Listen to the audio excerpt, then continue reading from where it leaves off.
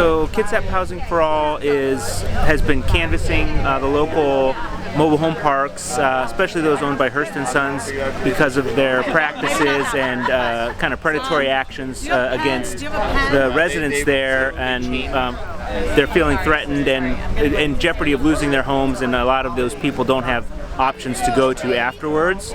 So we were canvassing them to try to help them know their rights and get organized, and then it naturally turned into this event that we are getting some information and some speakers out here so that tenants can get some education on how to organize and how to protect themselves, and we can hopefully help them avoid evictions. I was paying $816 a month.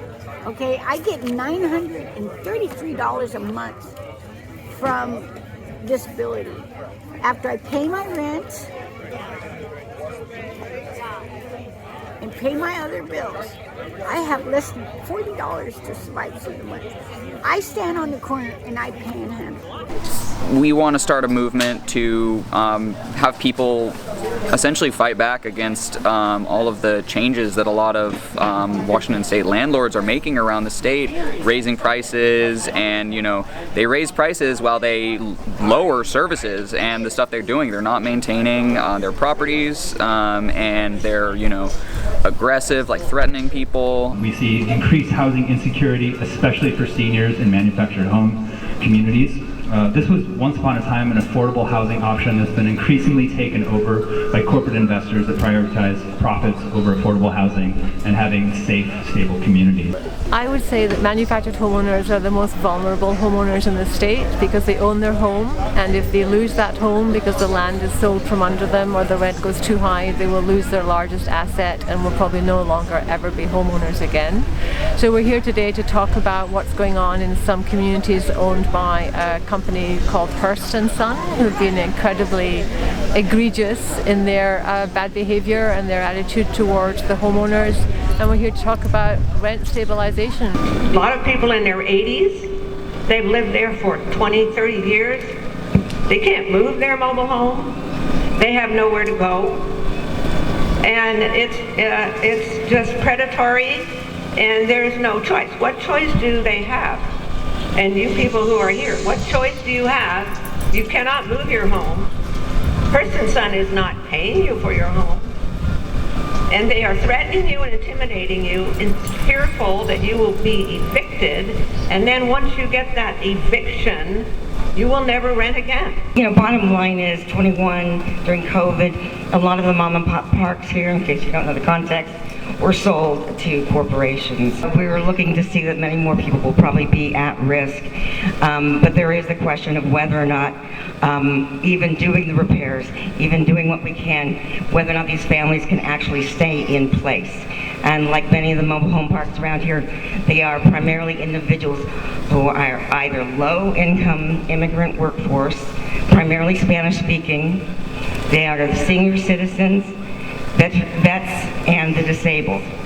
And so these folks have nowhere to go, and they don't have the economic, I would say, resources or elasticity for these continuing increases. The first thing our attorney told us was do not sign the Hearst lease. And I know that scares a lot of people because they say, oh, we'll evict you or whatever.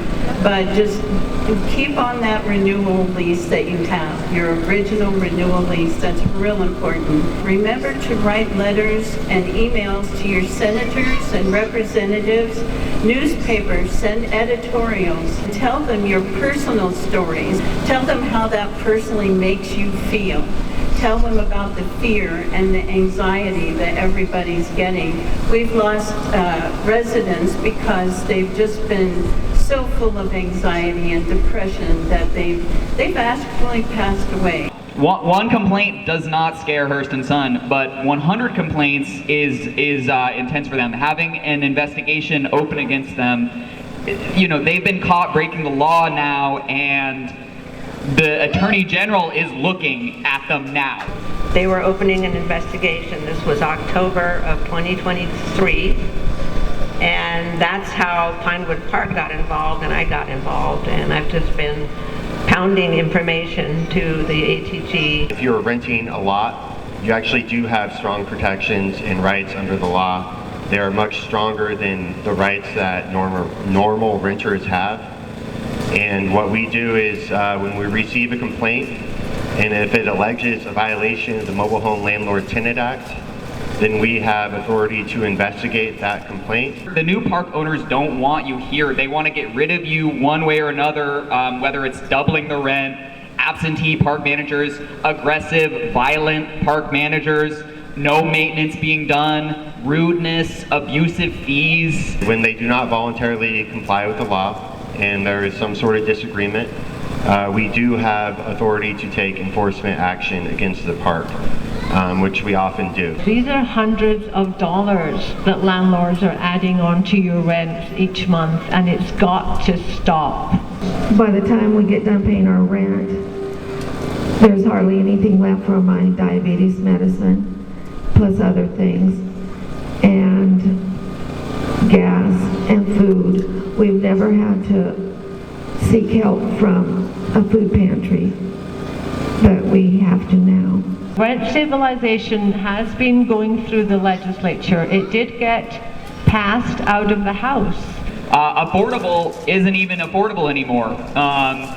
Prices on this side of Puget Sound are a lot like Seattle prices a few years back. And I want to say things aren't going to get worse. Prices aren't going down anytime soon. Everybody understands that it's not fair and it's not sustainable for people who are on a pretty consistent income like myself, or are on a fixed income like folks with got Social Security, to be able to just go higher and higher and higher every single year. A lot of the landlords do not live in Kitsap County. They do not even live in Washington State, but you do.